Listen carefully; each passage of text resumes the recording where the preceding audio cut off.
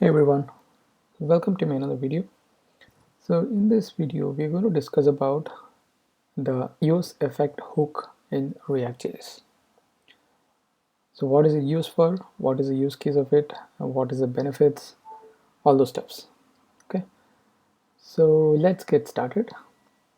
So here I have a very simple application which has just one file app.js, and it just shows the label I'm from app.js, and I have it running in my local.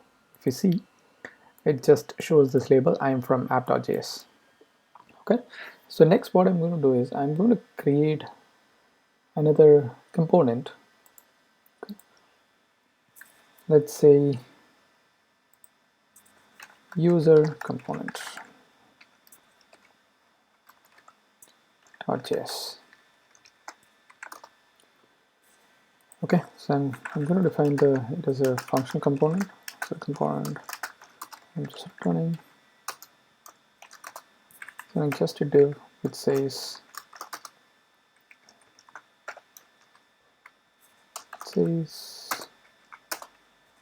inside user component. Okay, so export default user component, then I'm just importing it here. Import user component from user component. Okay. And I'm just using this, I'm calling that user component from here. So looks good. So when I refresh the screen, I will see inside user component. Just create the component and import it in app.js, just calling that component. Okay. So now use effect hooks. Right? So use effect hooks is primarily used when you have to tell a component that to perform some actions or perform some activity after it is rendered. Okay, so let's say if you want to, like, if you are using a class component, and then if you want to do some actions after the component is updated or component is mounted, you can use the lifecycle methods. And a component did update, component will mount, component did mount. So you have all those lifecycle methods where you can put those your the actions that you want to do after mounting or updating, all those steps, right? So use effect can be used to replace all those lifecycle methods. So let's say if you want to perform some actions once the component is loaded. So if in the class component you can use like component did update or component did mount, right? So if you want to do that, some kind of those kind of activity here, so let's say if once this component is mounted, you want to do something, right? So for that I can use this. So it's basically part of the React framework, so it is being imported. Okay, and then I'm passing as a callback function here. Okay, and then that's all you have to do. If I put just console.log component, let's say inside use effect. Okay, if you do this, and let me open the console.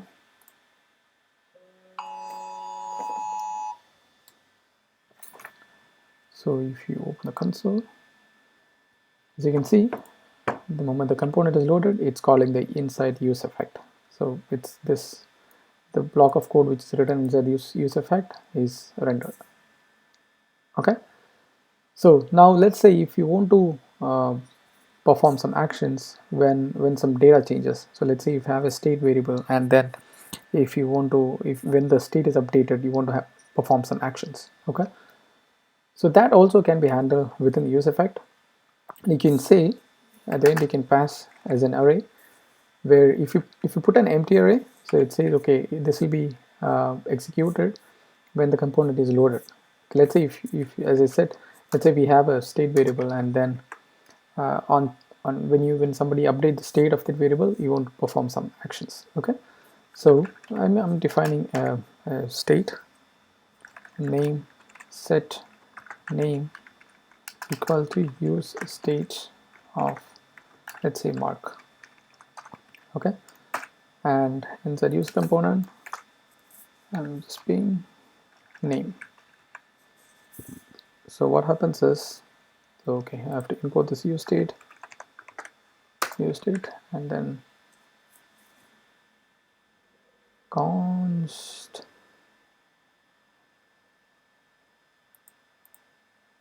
Yep, there you go.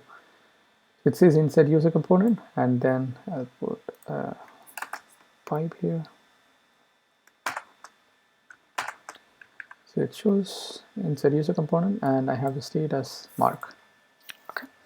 Let's say if I have a button here, I'm putting a button, update state. Let's say if I have to define a function, on click equal to update state. Okay, now I'm defining this function update state.